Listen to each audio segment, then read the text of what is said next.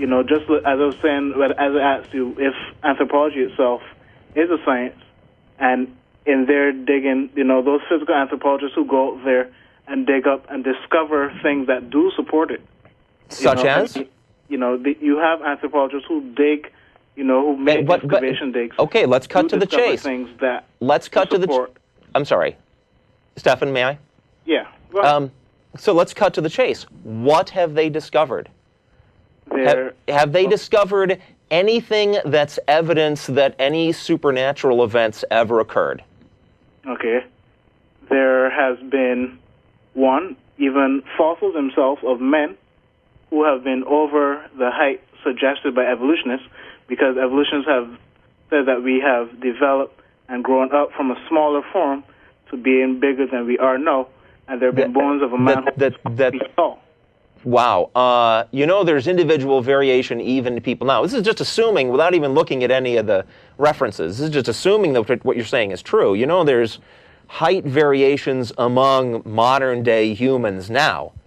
The fact that you could, even if what you're saying is true, the existence of a fossil that is larger or smaller than expected is not proof of anything supernatural.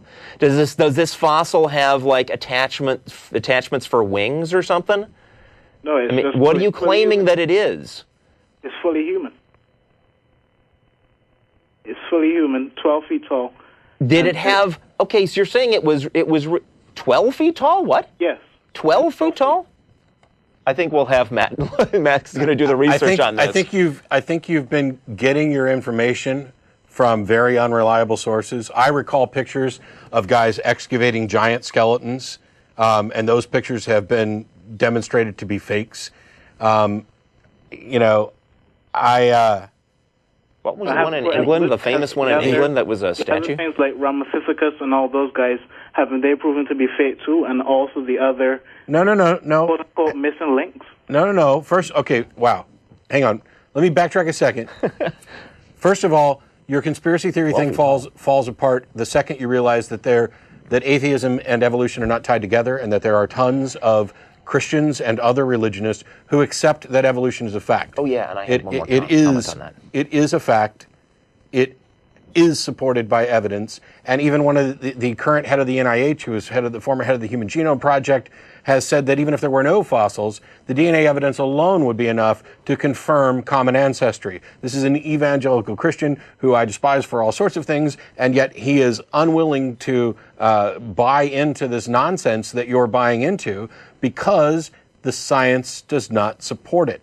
And now you're talking about digging up bones of 12-foot tall. What sort of conspiracy planet do we have to live on where the discovery by anthropologists of 12-foot humans... It was done by evolutionist anthropologists, mind you. Name them. What world, kind of conspiracy world do we have to live in where the discovery of 12-foot human remains that disprove evolution, and I'm not saying that necessarily would, but you aren't front page news everywhere? What sort of world do we have to live in for that to be the case? Yeah, the world gradually has to be better physically in terms of the air that we breathe, because the oxygen content has also gone down. So it cannot support bigger life forms because of the oxygen content.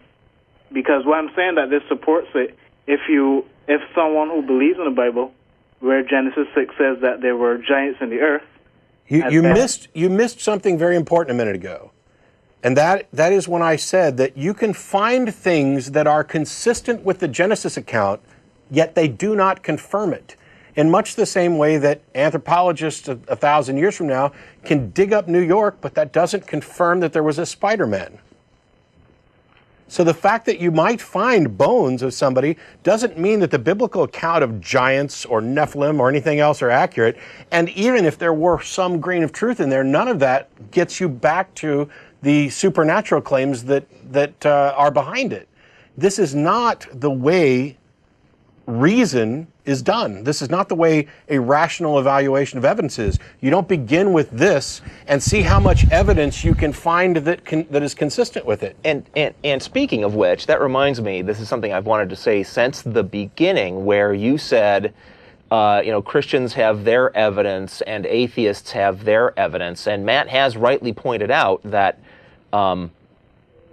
atheism and evolution are two different things, and that there are believers that accept the scientific findings of evolution. But not only that, atheists don't need evidence. There is one group that needs to meet the burden of proof, and that's those. Wow. There it is. I disappeared for a second. I don't think that's the 12-foot one, because that was somewhere like 40 feet. And that is the group that postulates, that makes the initial claim. The initial claim is there's a God. Now, it doesn't matter what atheists say after that. It doesn't matter what evidence we do or do not come up with.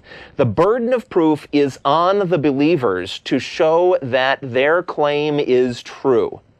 And the reason we're atheists is not because we think we can prove that your God doesn't exist. It's because you folks haven't proved that he does. So all this stuff, wow, yeah, the things that you're bringing up are like crazy conspiracy theory, lunatic fringe, anti-evolution stuff. It reminds me. Really need to. I'm sorry. No, go ahead. You really need to, check to see whether the sources you're getting this from are considered legitimate at all, other than by other believers like yourself who just desperately want this to be true. Yeah, it reminds me a little bit of like the Biloxi tracks, where somebody is convinced that they have found fossilized human and dinosaur tracks together, thereby right there in concrete, we have proof that man and dinosaur lived and walked at the same time. And those tracks are simply not what the believers claim they are. And because they are, instead of following where the evidence leads, they are leading the evidence to the conclusion that they want to accept. It doesn't matter how many times scientists point out to these guys that, no, that's not actually true. They're just not going to believe it.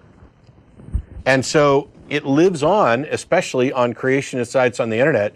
The first thing is, as much as I hate recommending creationist sites, if you go to, I believe it's Answers in Genesis, that has a list of arguments that they think creationists should not use, they're at least trying to eliminate some of the dumber arguments, like about moon dust and other things like that.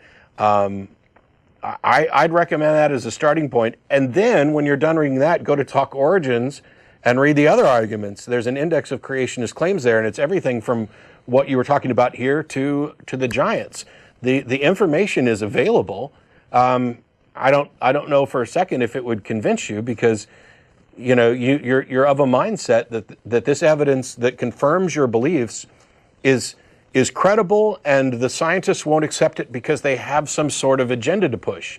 And that's, not only is it wrong when you consider the fact that there are many believers who accept evolution, but it's also wrong from the standpoint of how science actually works. If in fact there was scientific evidence for the biblical account, every scientist would be all over that, because first of all, it's Nobel Prize material. You're going to be rich. You're going to have grants all over the place. That is a worldview altering or worldview confirming event.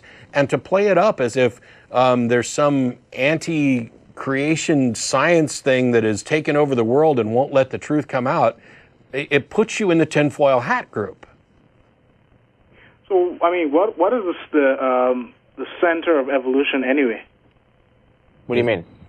The first thing I've heard of in evolution is the Big Bang Theory. That's not part of evolution. Can that be proven? The Big Bang has nothing to do with evolution. Evolution, the theory of evolution by natural selection begins after life formed. It has nothing to do with universal origins, and it is only loosely tied to abiogenesis in the fact that we need some explanation for how life formed in the first place. Evolution deals with how creatures evolve over time. Okay. And I will admit to you that I have not even really scratched the surface of studying evolution. But, that's why I'm asking, what is the real center of it all, what does it wholly stand upon? Evidence? Yeah, I mean, no, not just evidence, but what was the initial thing that started the study of evolution really and truly? The observation of the diversity of life and an attempt to come up with an explanation for it. And the evidence continued to point in the direction that small changes over vast periods of time can account for the diversity of life on the planet. Right, and, you know, the thing about it is, do y'all guys believe in the Big Bang Theory? Well, that's a weird phrasing, but I'll just say yes to save time. And have you witnessed it? No. So obviously. Isn't that just accepting it without any...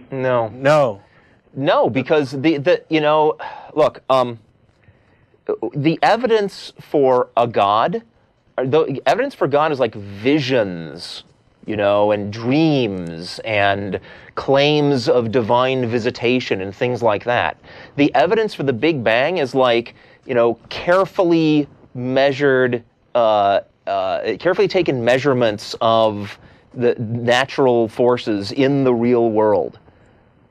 Yeah, the kind of evidence that supports it is completely different. But what you're asking, and this is why I'm saying that you've fallen prey to creationist arguments. It's so typical. They're teaching little kids to go into their science classroom, and as soon as somebody starts talking about millions of years, the question they want them to ask is, "Were you there?" And that's exactly what you just did. And I'm going to, as nicely as possible, explain how absolutely asinine that is. You touched on it earlier in the, you only know who you weren't there. You have no evidence that your mother was there. And I said, yes, actually there is evidence. You can do DNA testing, and that is the confirmation. It doesn't matter if I was there. I didn't witness Jeffrey Dahmer kill a bunch of people, but that's the conclusion that the evidence leads to. So yes, I accept that in fact he did. I wasn't there when George Washington became the first president of the country, but the evidence leads me to conclude that that historical account is most probably accurate. And in the case of the Big Bang model, that is the result of a lot of math and thought that said, what is the explanation for the origins of the universe? And it's not like once we got the math somewhere we liked it, we just stuck with it. No, it was a model that made testable predictions, and then we went out and we did things like building the Hubble telescope and other instruments that allowed us to measure the microwave background radiation and confirm that the model was in fact accurate. I didn't have to be there to have sufficient evidence to believe that it is the best scientific explanation of origins. And what I find particularly amusing is that the creationists who want to ask, were you there? Most often they are particularly evangelical Christians. Were you there when Jesus was resurrected? I wasn't there, but... What evidence then do you have to believe that it actually happened? And this is where theism is different from... Yes, it is, because you don't have evidence. Where it's accepted by faith, but there are physical examples where you said that there are none, but that's not true. The difference between theism and science is that for things that we weren't present for, science relies on evidence to lead us to the best possible conclusions about what happened. And religion relies on something other than evidence. Why? Because they don't have evidence. Faith is the excuse people give when they have no good reason for their beliefs. If you had a good reason, you wouldn't need faith.